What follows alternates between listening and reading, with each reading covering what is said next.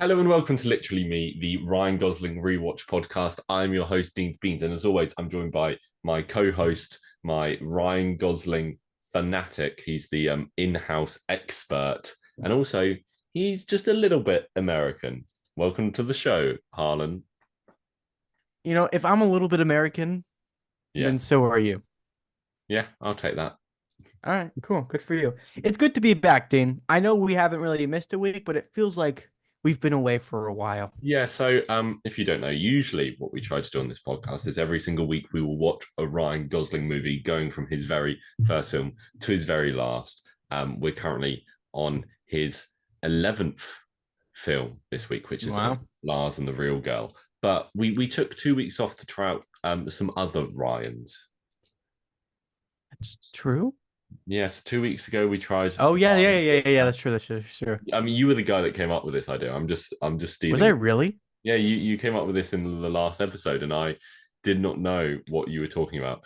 We talked about Ryan Butcher, and then we talked about Ryan Reynolds, Yeah. but neither of Um, them measure up. no, no. Obviously, that goes without being said. Yeah, so we're here to talk about Lars and the Real Girl, which is a 2007 Ryan Gosling movie from when he was 26 years old. Even Harlan, though he does play 27 in the movie. does he? He does, Hmm. yeah. Interesting. My question for you before we talk about the film, we talked about this a few weeks ago. I cannot remember what we said. What is your favorite 2007 movie? Oh, Spider-Man 3. See, I don't I even have think to look that I up, think bro. last time I said Sunshine when we had this whole conversation about what is this film Sunshine. It's a good film. Oh, well, I think I did say Spider-Man 3 last time, so I should say something different, shouldn't I? Yeah, I realized I was wrong with my answer of Sunshine though, because the obvious best film that came out in 2007 is Hot Fuzz, one of the greatest films of all time. Oh, yeah, you were really wrong about that one. Just because you fell Oh, asleep for it first time.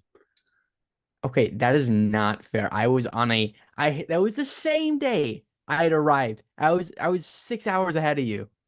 Yeah, it was very For jet lagged. me, it was like 4 a.m.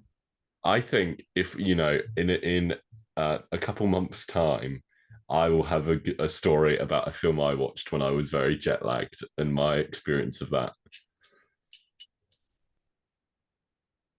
What do you mean? The Nice Guys. Oh, right. Oh, yes. I might have to say kind of a strange pick. My second favorite movie from 2007 is Meet the Pete Robinsons. Robinsons.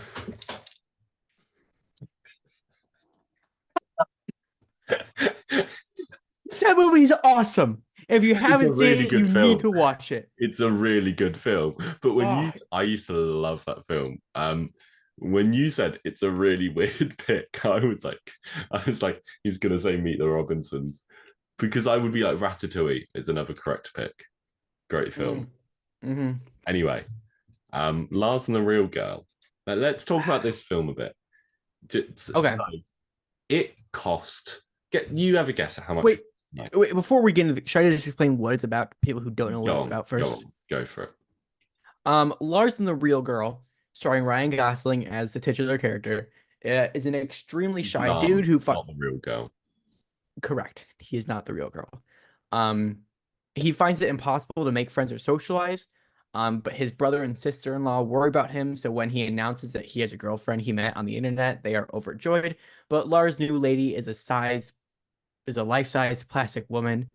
However, on the advice of their doctor, his family and the rest of the community of the town go along with this delusion that his girlfriend is a real person and not a sex doll. Yeah, and I know you had watched this film before, and I hadn't. Hmm.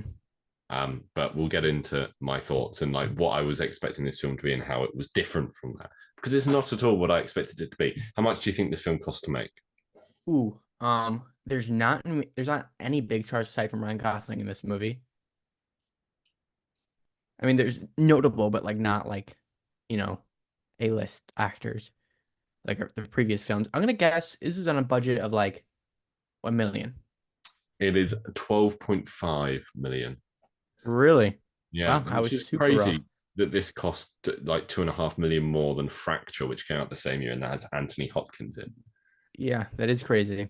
and it made 11.3 million. So not a financial success, which is a shame. Um, what does this have in? I know it has in Rotten Tomatoes, but I'm gonna pretend like I don't. Dean, It's 84 with audiences and 81 with critics. How much would you agree with that score? um, I I mean technically I agree, but I think it should be rated differently. So I guess that means I don't agree. Have you? So I think I said this was directed by Craig Gillespie. Have you seen many of his other films? No, I looked up what he did after watching the movie So because have you seen Little Miss Sunshine? yes, It gives like they have very similar vibes in my opinion. yeah. The two films I've seen of his really don't remind me of this film at all. So he did Cruella, um, which is a pretty good film. It's fine. Hmm. And he also did I, Tonya, which I really, really love. I really like I, Tonya. I haven't seen that one. It's really good. So he's doing well for himself, I think. And he did Dumb Money, which came out last year. I watched that one a couple weeks ago actually, and it was I fine. yeah, I haven't seen it. So he's It's he's doing pretty good. I will say, slight tangent, Dumb Money. It's a fun watch if you especially care about that whole world of like stocks and Yeah. jazz. But it's a pretty uh typical biopic. Do you care about that world? No. From when you said that, I was like, I'm gonna be amazed if you're What like, do you mean yeah. by that? Do I not look smart enough for that too? No, I actually think it's the opposite. I think you're too sensible. Oh, I'll take that. I'm too Um, sensible to be good with my money. so uh do you wanna start with our general thoughts on this General film? thoughts? I personally, I didn't rate this on Letterbox partially because I wasn't quite sure, and I also didn't want to spoil this conversation. Mhm. But especially on a second watch, I gotta say, this movie for me is like a 95, like in that range. I 100% agree with you. I really enjoyed this film, and it was completely different to what I was expecting it to be. Because all I knew was the plot. I didn't from the plot you described. I think you can really infer a tone. I think the tone you would guess this film has is completely different to what Yeah, it tone the film has. the premise of the film seems like a almost like a Jim Carrey-esque slapstick movie. It could be or just a really, it could be like Half Nelson. I think I Hmm. went into this expecting it to be like a real just upsetting and quite dark movie, and I don't think it's upsetting or dark really. Mm-mm. It's It, definitely I comedy at points, but I say it's similar as to Little Miss Sunshine, ignoring the way like just the way the movie looks is very similar to Little Miss Sunshine, yeah, but the tone of it too, like it very like Little Miss Sunshine. It's not a lot of good things happen in that movie, but the ending is very optimistic and hopeful for yeah, like the future, yeah, and that's how this movie approaches the topic.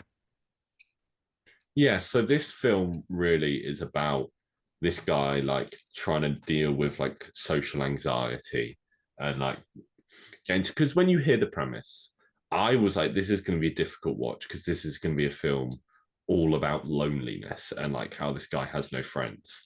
And immediately from the get go of this film, you're like, oh, this film isn't about that because this guy has so many people trying to be his friend. Hmm. So that straight away, I'm like, this is so different from what you're expecting. And I think that's a good thing, that they, because it's also a lot about mental health and how they address that is such an interesting way, which is not, very usually done. Would you typically would you categorize yourself as somebody with social anxiety? Yes, but probably not in the way a lot of, not in the way Lars has it. Yeah, I think correct. you've seen me in these sort of situations where I kind of, I don't know. Where you bring along your girlfriend's ex doll? Yeah, yeah. Yeah. I mean, mine's blonde, so it's a little bit different, but no, Did I feel you like want to, do you want a fun obviously fact? this Lars is. Were you gonna say fun fact? Yeah. Or was it fun You are fact? just someone say fun fact.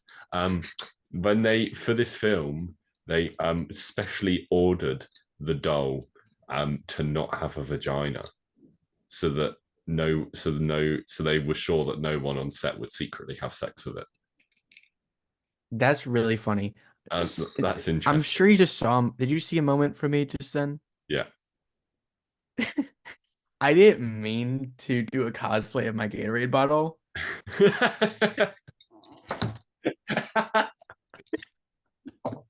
but it's totally what happened. Oh, so funny. Hold it up To our again, audio please. listeners, it probably doesn't make much sense, but I'm drinking a Gatorade, and Go on, it hold it up for completely the matches camera my again. outfit. All right. That's funny. I screenshotted that. Okay. Good, good. I'm glad you did that. What are we talking about again? We were talking about Lars and the real girl.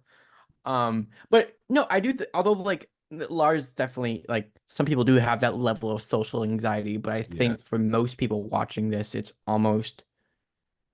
meant to be so extreme, but also at the same time being like it's meant so that people can see him themselves Yeah, in I Lars. no, I you're right. It's definitely over the top. I mean, it's over the top because it's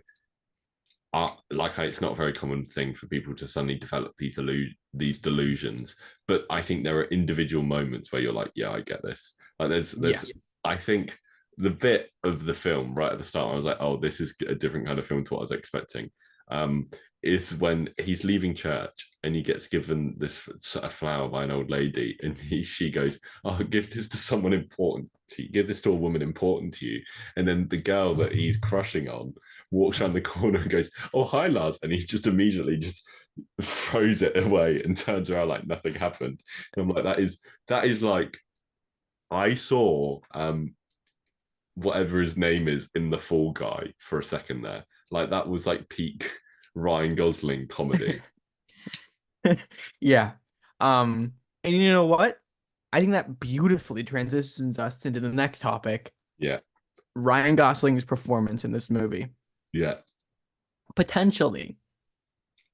I think this goes without I'm maybe my favorite Ryan Gosling film we've watched so far. I think it is my favorite we've watched so far, and I think it is probably his best performance. And not counting the films I haven't watched, obviously, I think top five maybe Top five all in time. terms of all time, like including the ones we haven't seen. Yeah, I think you're not off on that one. He delivers a great performance.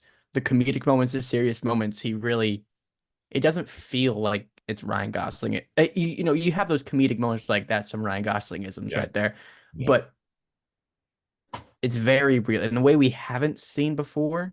No, like it's weird because this film is such a larger than life concept, obviously.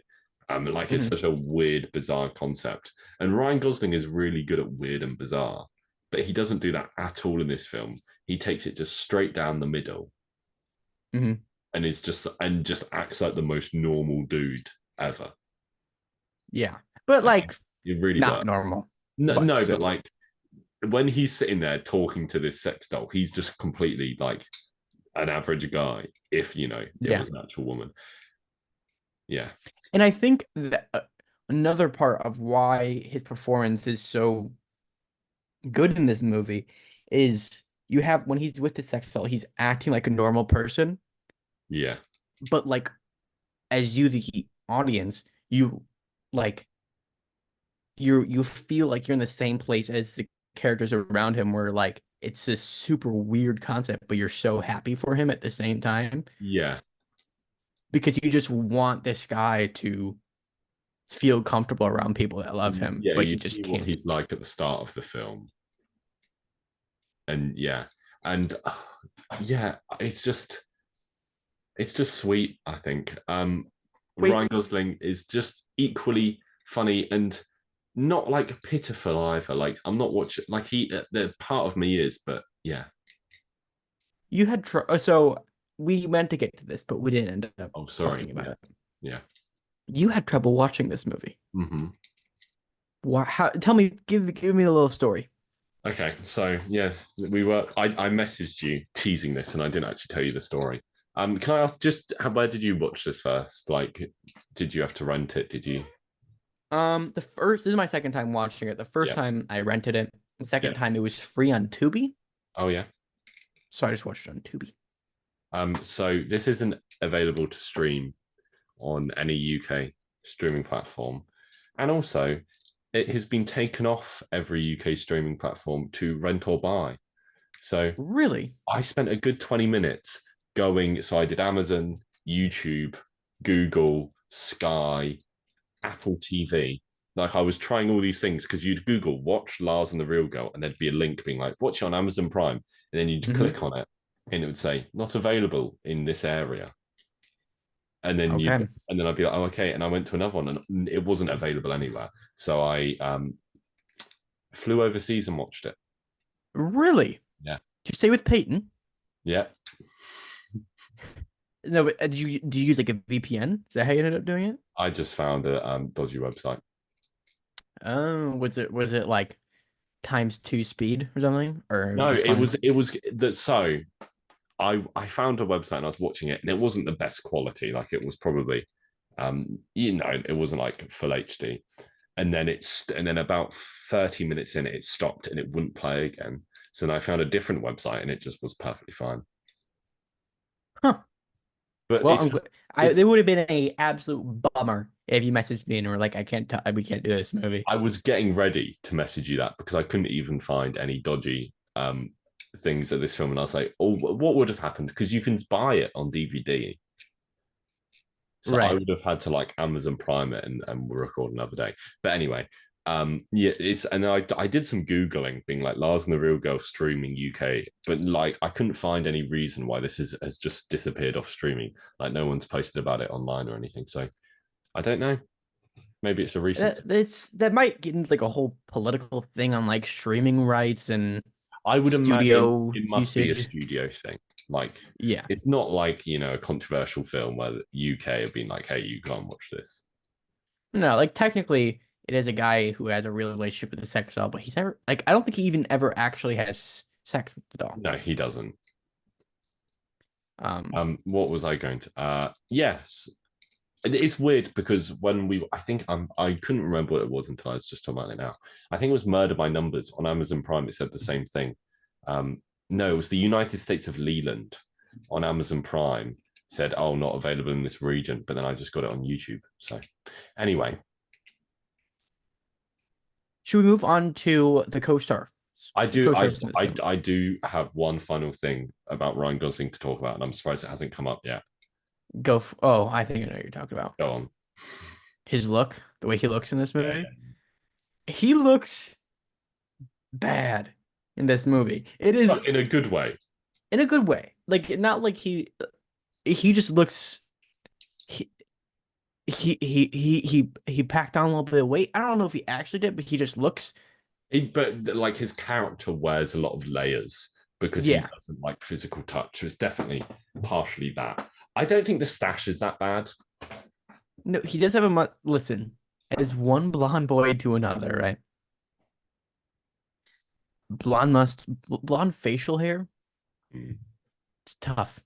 It is like it's not an awful stash. I think it's more like he's kind of got like a weird, I don't want to say mullet, but he's got like a weird um hairstyle going on. And I was looking at the hair and I was like, I appreciate this because this looks like a guy who really doesn't want to get his hair cut. And that makes sense for his character. Yeah, totally. Um, and I think it did look good in certain scenes, like in the funeral scene. I was looking at his hair, being like, that looks pretty good. But in most of the time, I'm like, nah, that's not it. Yeah, most of the time it looks greasy and Yeah. Yeah. yes, but sometimes But it he looks doesn't good. look, yeah, I wouldn't say his character looked gross. No, he just looks like he looks very accurate to the part he's playing. Yeah, he does look, he looks a bit awkward. Like, Yeah. Yeah. Sure. Let's move on to co-stars. I want to say not that they're bad, but I think the co-stars are the weakest part of this movie. I don't have any complaints about them.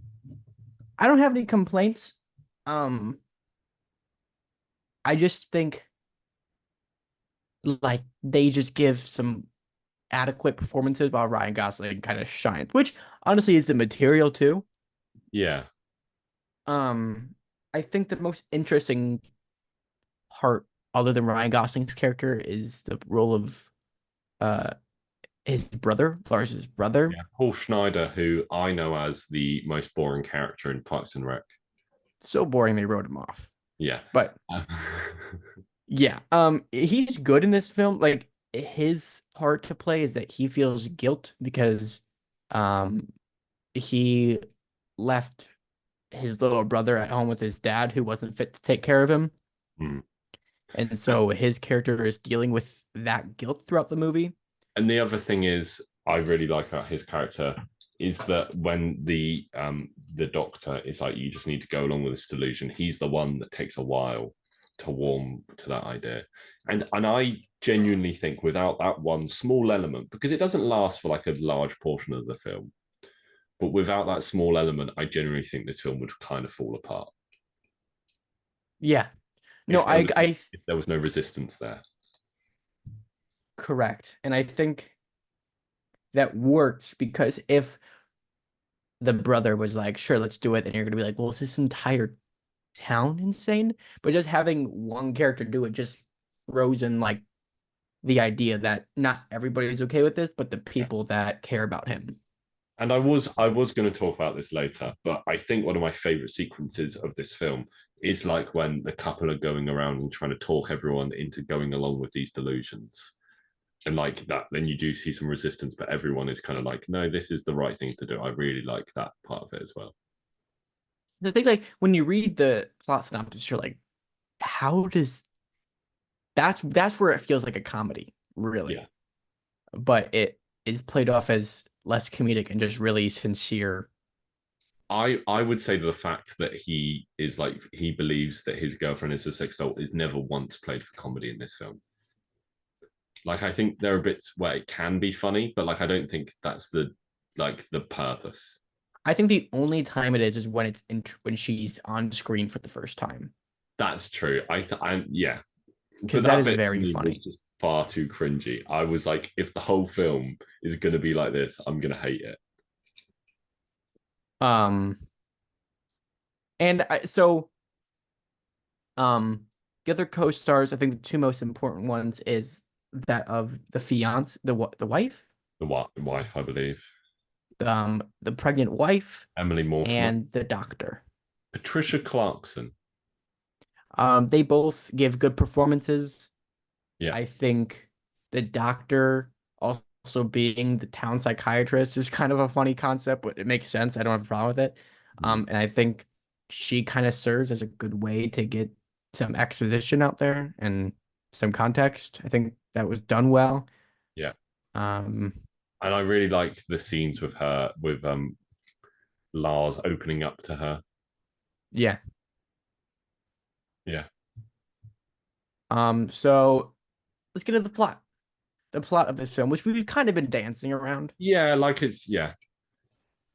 Um, I feel like everything in this film makes enough sense for you not to question it. I would agree. I think if this kind of goes into the message, but a lot of this film is just I would say it's like quite an optimistic film, and I think if you buy into that, then you'll buy into like everyone's reactions and everything that's going on. Yeah. And another thing I really like about this movie and the plot is like maybe this even goes into the dialogue a little bit, but they give you a lot of like bits and pieces as to what's going on with Lars and the Yeah. town, but they never fully tell you and they rely on you to fill in the dots, figure out Hmm. what's going. They do at times go like it's a delusion. We don't know how long, but like I feel like especially his backstory and how his mom died in childbirth and Yeah. his dad kind of put that guilt on him sort of a thing. It's never really outwardly spoken, but you are able to pick up through the story that that's why the way Lars is. And I think it's done really well. And although it's a silly concept, the idea of a delusion and mental illness is treated with a lot of respect. Yeah, yeah, I wouldn't like it. I think it could be a silly concept, but here it's just 100% believable. And like, there's moments that like make it really clear. I think like there's one right at the start where his brother goes, "Oh, she's like plastic," and like he pretends not to hear, keeps going in that sort of thing.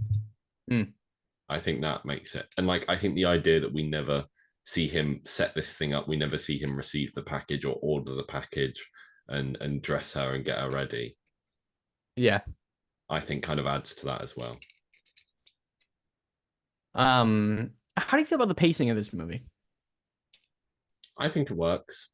I I, think it was fine. I didn't have a problem. On the second viewing, you know, at towards the end of the film, Lars starts to his relationship with Bianca, which is the name of the sex doll, mhm. um, kind of starts to fall apart. Yeah, And I think maybe that's dragged on a little bit too long because like she I didn't almost mind. dies, but then Yeah, she's not dead, but then she dies again. So like you have to deal with that. yeah, And I think that's the only that's not necessarily a complaint, but I just do think it maybe takes a pacing from a 10 to a 9.5. yeah, yeah. I could understand that. I appreciate that it's not like a short film, but it's not like it's a not a very long film. It's an hour No, four. I think it's an hour 45. Yeah, so Yeah, it's you know it's close to a tight 90. It doesn't outstay its welcome at all. correct. I agree. More films Um, should be under 2 hours. You know, I don't think an hour should be anywhere over 2 hours and 10 minutes. you don't think what? I think 2 hours and 10 minutes is my max for me to be like, that's okay length for a movie. Really? I think I'm gonna. Is that There are why you movies over that despise that I enjoy. Spider-Man No Way Home? What? Is that why you despise Spider-Man No Way Home? Yeah, you know me. I just hate that. I Spider-Man. You know what? I could do without him. We were having a So conversation about that film before we started recording. Anyway, no, I get it. I'm always like, yeah, I understand the argument of people like James Cameron when he's like, oh, why can't people watch long movies? It's not anything. But also, you know, it's. I feel like it's less of a. I feel like for big, huge fantasy movies, sometimes maybe like the world building is almost as important as the emotional narrative. yeah, Usually when I see these big movies, they can cut so much stuff they don't need like and what make it. they can in Avatar too. I don't remember that film. Uh, Yeah, I don't know. The water. I remember the ending of that film genuinely, and that's it. I remember the bit when the boat is flooding. I remember Um, that film pretty well. I did see that movie a couple times, to be I fair. only saw it once. I saw it like two, three times, I think. Okay, fair enough. Anyway, So, any more notes about the plot of this film? no, I think I'll save everything I want to say for a wild card. All right. The direction of this movie. Yeah, Um, I think as you alluded to earlier, it does a really good job at choosing what to show you and what not to show you. yeah, that's true. Like I think you set a perfect example of you don't see him buy it, unbox it, dress it, Mm, buy the wheelchair, but these things just happen yeah, and it leaves more to the imagination of how this dude is going about this delusion. yeah, Because sometimes if you saw everything, it would seem a lot more silly, I think. I agree. Yeah, yeah, Um, but you don't see that. And I think on it they have it's impressive how they pull it off because it would be so easy to turn it into something else. to turn it into a comedy or something darker or yeah, Like I was thinking, you know, I was thinking about the trailer of this, like this in my mind. I'm like, how do they market this movie? It's so easily clearly you could not take very clips well. from this movie and turn it into a horror trailer. Yeah, or a comedy. Yeah. Um, Maybe that's their issue because this film, as we had discussed, did not do well at all. yeah, I imagine that's what must have happened. And also the fact that this movie cost $12 million is insane because although I love the way the movie looks, Yeah. it has a very indie tone. Yeah, I don't know how much Ryan Gosling would have been getting paid at this point or how much that would have come to him, but I don't know where the rest of the money would have gone. And also 12 million, like that's still a pretty cheap movie, 12 million. I guess there But for are a this, lot of talking. 2007, Yeah. I guess there are a lot of talking parts. Like there's a lot of people with speaking lines in this film. that's true. And there's a lot of locations, Yeah.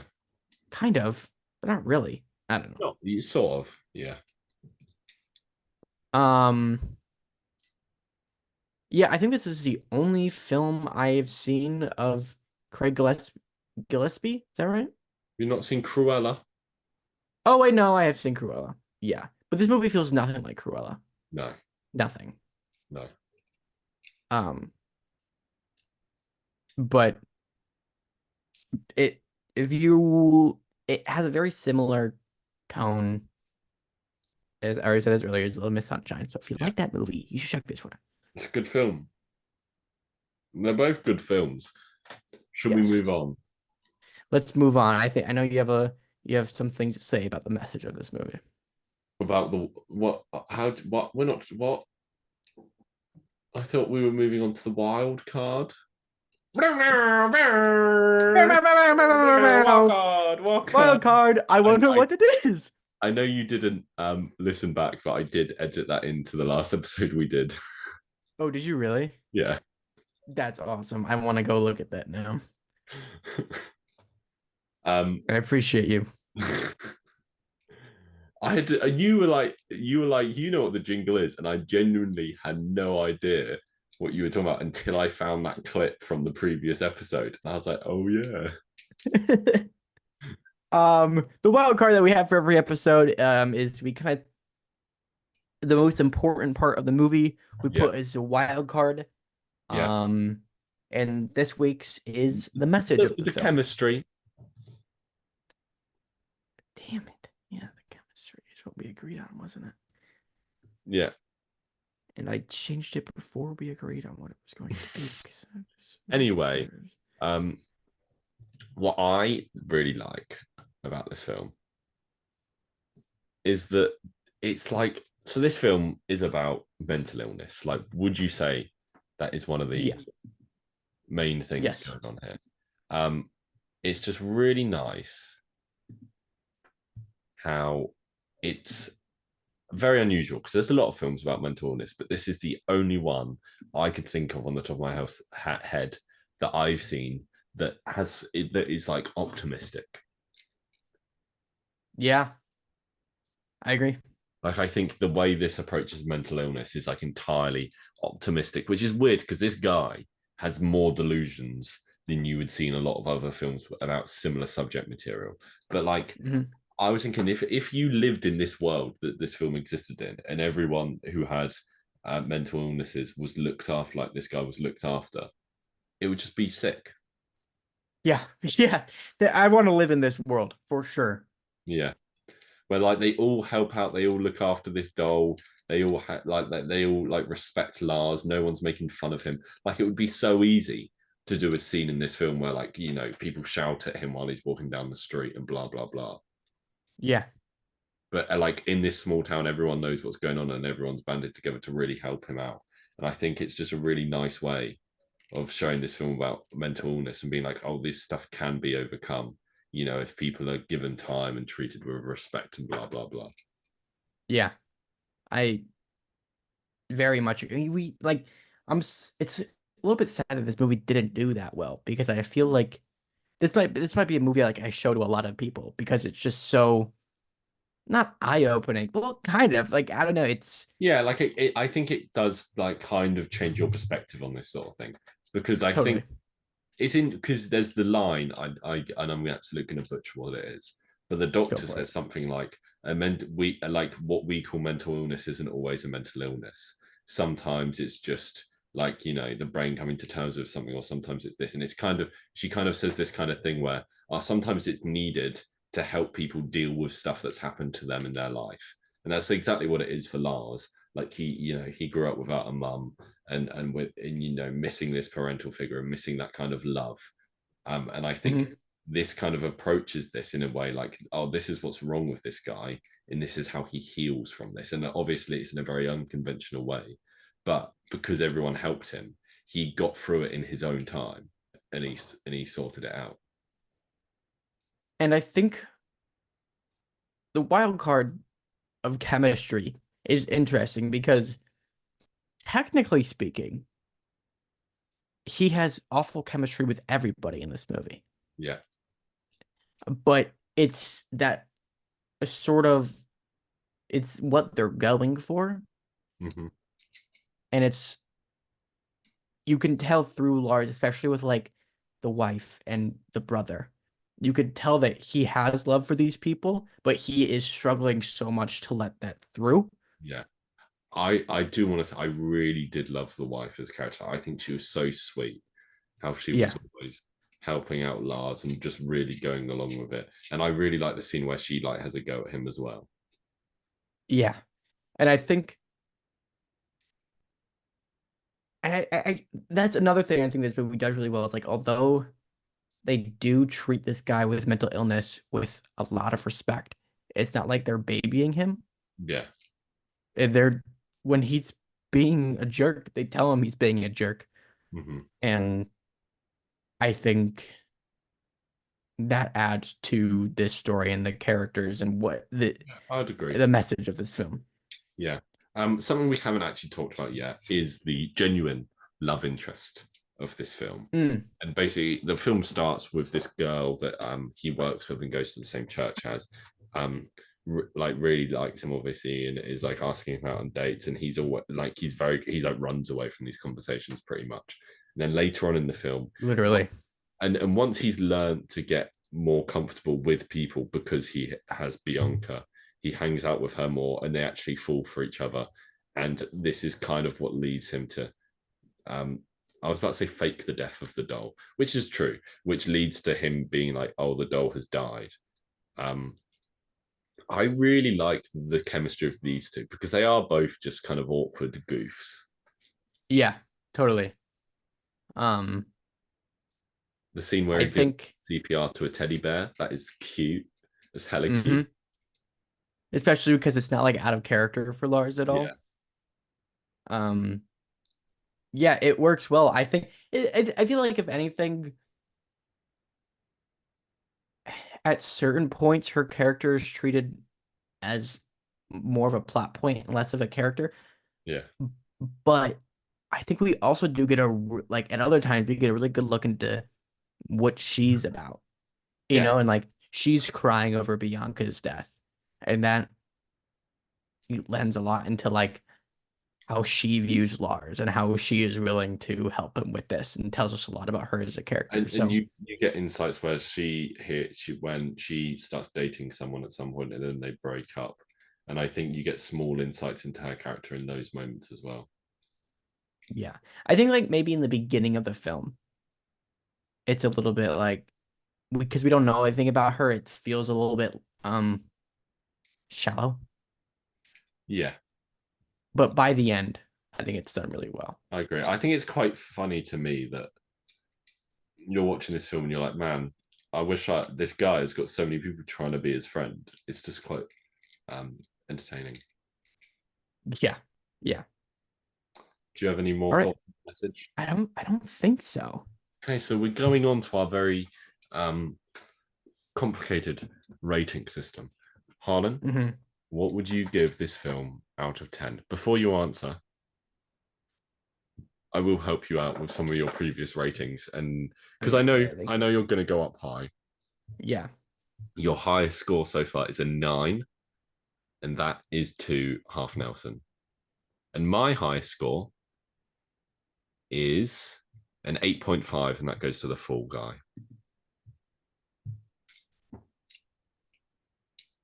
You know what? What? I think I'll give this movie a 10. I'm trying to choose between a 9.5 and a 10. Can you find anything that you dislike about this movie or you think is done poorly? It's a good point. I will also go 10. Now we just got to choose a rating for how good the Goz is. Um, just to help us out, the highest score so far is a 9, and that is for The Notebook. It's bizarre that the guy in The Notebook and Lars from Lars and the Real Girl are the same person. Yeah, it goes to show how uh Versatile. wide of a range Yeah. Ryan Gosling is willing to accept roles for. Yeah, that too. Especially Um, when these films are 3 years apart. so the reason I gave the film a 10 Mhm. is like typically if I think a film's perfect, I'll give it a 9.5. But then that I'll give that extra point 0.5 is if I really connected with it. Yeah. And I think I'm trying to put the same to Ryan Gosling. Like, do you think his performance in this deserves a 10? I and I don't think it deserves a 10 personally. I'm happy I with think an it's better than The Notebook. I agree. I'm happy with a 9.5. The reason I don't think it deserves a 10 isn't because of anything he's not doing. I think it's just because he really doesn't have the chance to excel. Like he does play.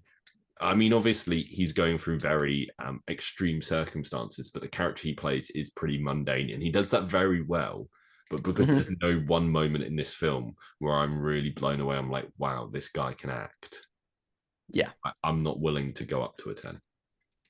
I agree with you on that one. Like it's very good, and there's nothing I could be like, oh, he would be better in this film if he did this. Correct. But yeah, so that means it is just zero point 0.5 off of a perfect score from us. And well, almost a perfect score because there's one other variable we have to consider. That's true. Is Lars literally you, Harlan? You know what? Just for the sake of the podcast and the multiple amount of no's we've thrown into this pot, I'm gonna have to go yes. Just a full yes, not even like a sort of. A full yes. Why did we say yes for Fracture? Oh, just because I think I made the argument that he's so competitive that that he's an incredibly competitive guy, and that makes it a yes. Fair enough. I'll put a yes down for Lars and the Real Girl as well. All right. What a great! I would recommend this film. Yeah, totally. I think this is the best film we've watched. We've If watched a lot of good films. Yeah, but okay, here's a question: if just some average Joe was like, "Oh, can you recommend me a Ryan Gosling film? I haven't seen any." Not they hadn't seen any, but they hadn't seen any of the ones we've watched so far. Would you suggest this film? No. What film would you suggest? Oh, it's that we've watched so far, The Fall Guy. Yeah, I would agree on the Fall Guy. I give a more broad, palatable film Yeah, the because this note, one's niche and it's weird. the Notebook.